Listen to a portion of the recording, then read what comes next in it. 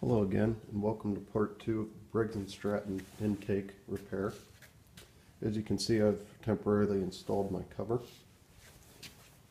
and there's really only 3 fasteners that hold this: one in the front, one on this side, and one on the opposite side.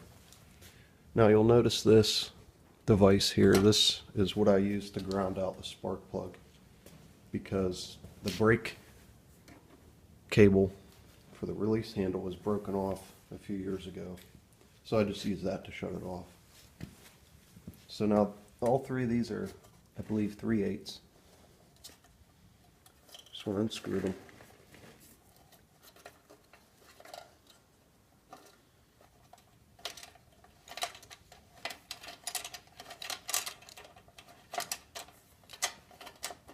Some would say this is an unsafe way to shut it off, but if you look at mowers from 20-30 years ago, that's how they did it. There's one in the back.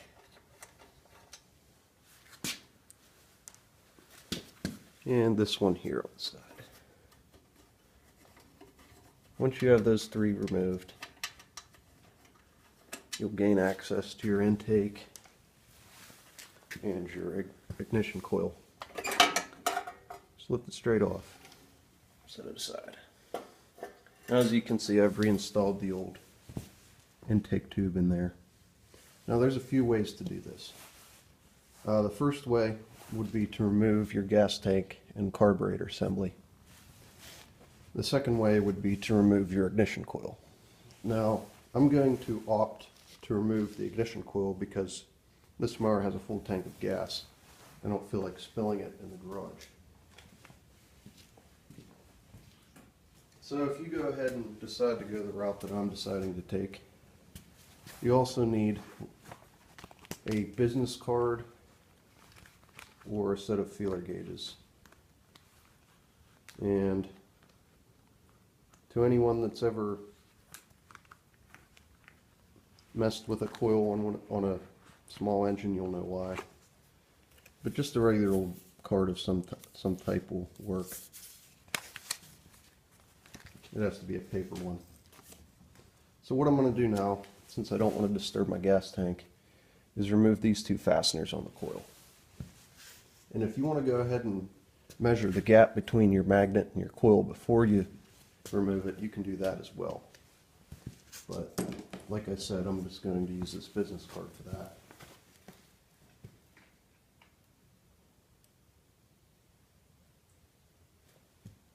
So I'm going to go ahead and find the correct sized socket for this. Should have measured it earlier.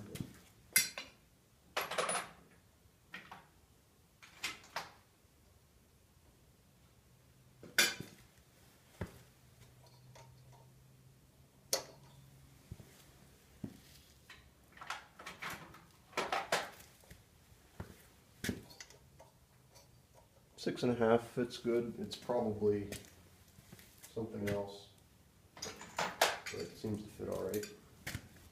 Now if your mower is old, be very careful when removing these, because these do have a tendency to break off. They're very small and they thread into aluminum, so just be very careful with removing them. And whenever you reinstall them, you don't want to install them very tight.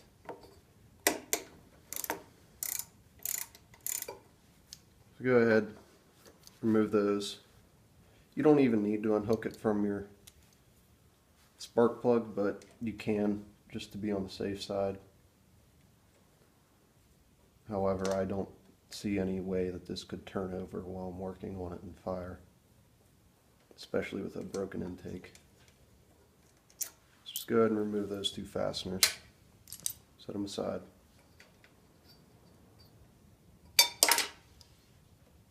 With the socket.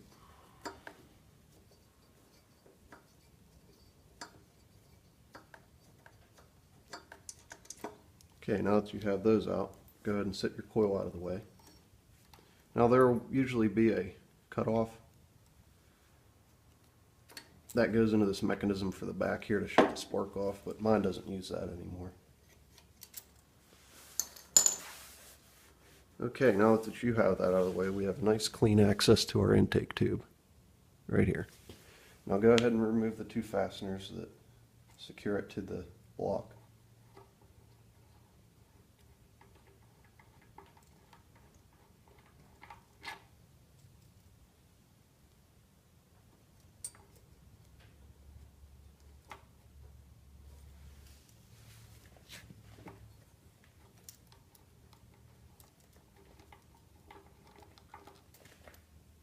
Set those aside. Now, like I said, mine's broken, so I'm just going to remove it in pieces. Now, on these intakes, you'll notice that there's a piece that presses in. You want to make sure that your new intake has that. Just fits in like that. So now that that's taken care of, you can go ahead and peel away your old gasket. These usually just peel right off.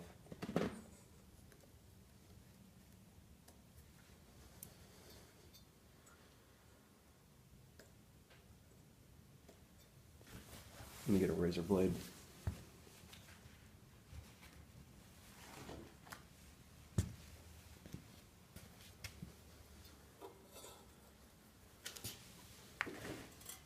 Now you want to be careful not to score up the block because it is aluminum.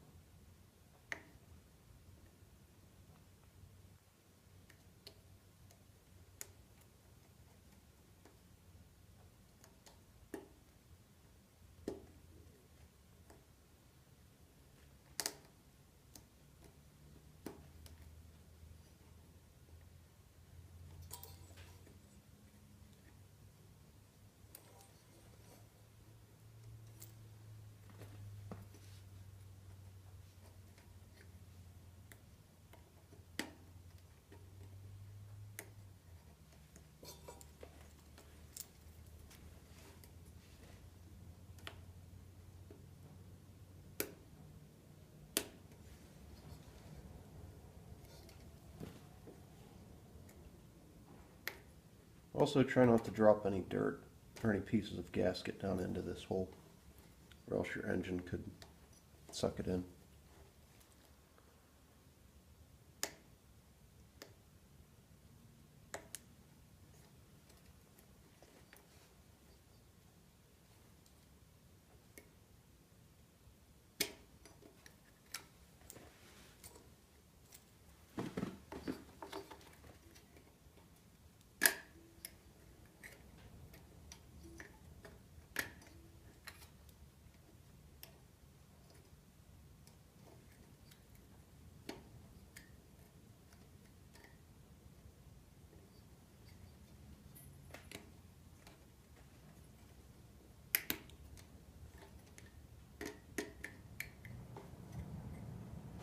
Almost got it, just a little piece left.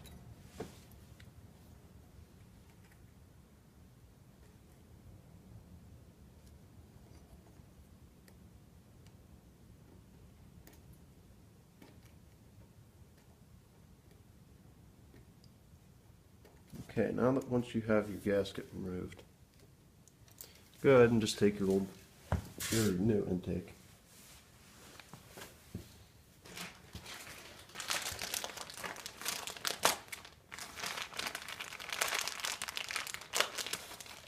As you can see, it comes with new fasteners and a new gasket. Go ahead and retrieve my socket. I believe these heads are the same size as the coil. Oops. And they are. So now just go ahead and you can go ahead and coat this with a little bit of oil because there is an O-ring in this carburetor. Just to help it slip in a little easier. So I'm just going to do that. You don't have to, but it does help a little.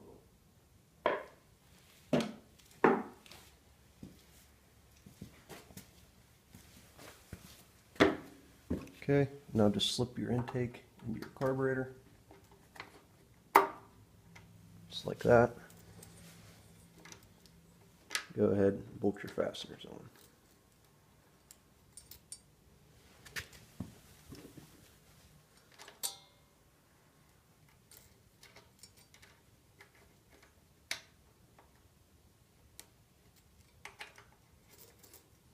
Work them evenly because this is a sort of a fragile material.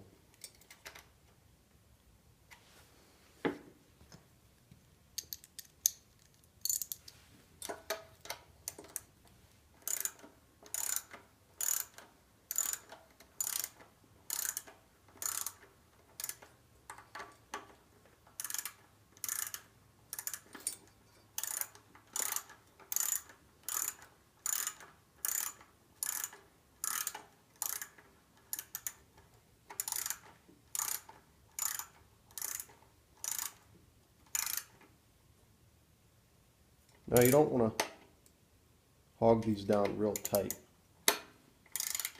because this material is prone to cracking. Just snug them up a little bit.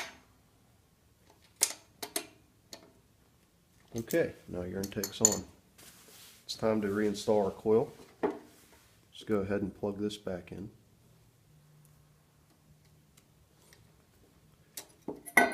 And before you put the coil back on, go ahead and find the magnet. That's not the magnet. And there it is.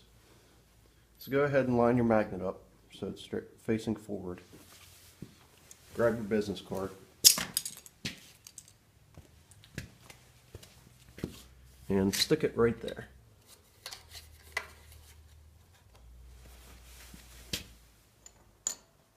Grab your bolts and set your coil in how it will be positioned.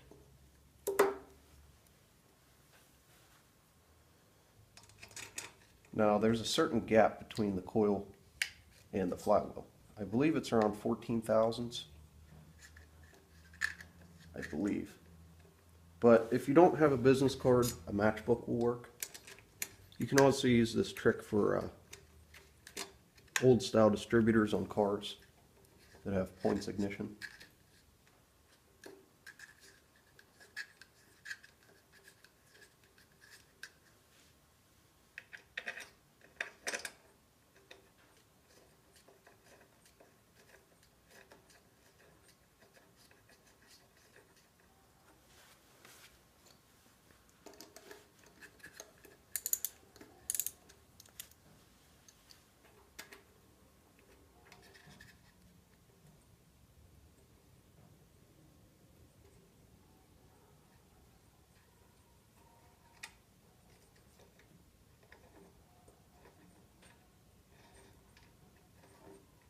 While you're in there, if your magnet's rusty, you can go ahead and clean it up with sandpaper.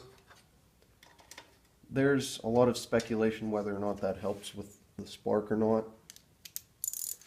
I believe as long as you have a strong magnetic force there, that it will fire.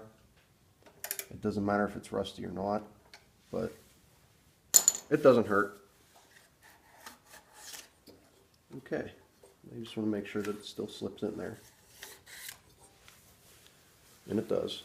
Now go ahead and replace your cover.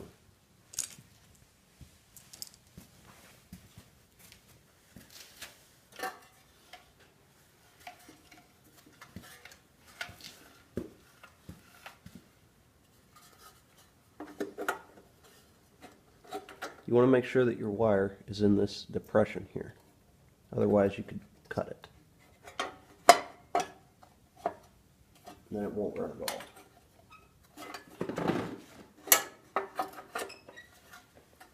Now these little tabs for this lower shield have to go behind your cover.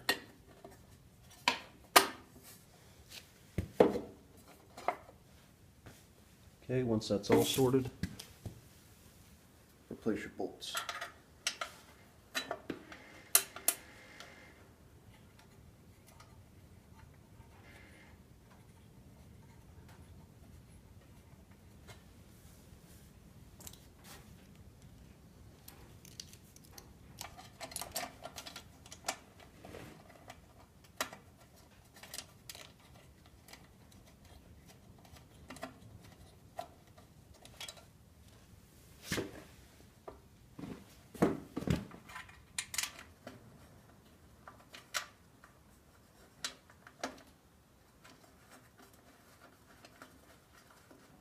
Okay, I'm going to go ahead and finish tightening down these bolts, but I'm going to do that and then I'm going to fire this up for the first time and see if it works. I'll be sure to get that on video. Thank you for watching and I hope this helped.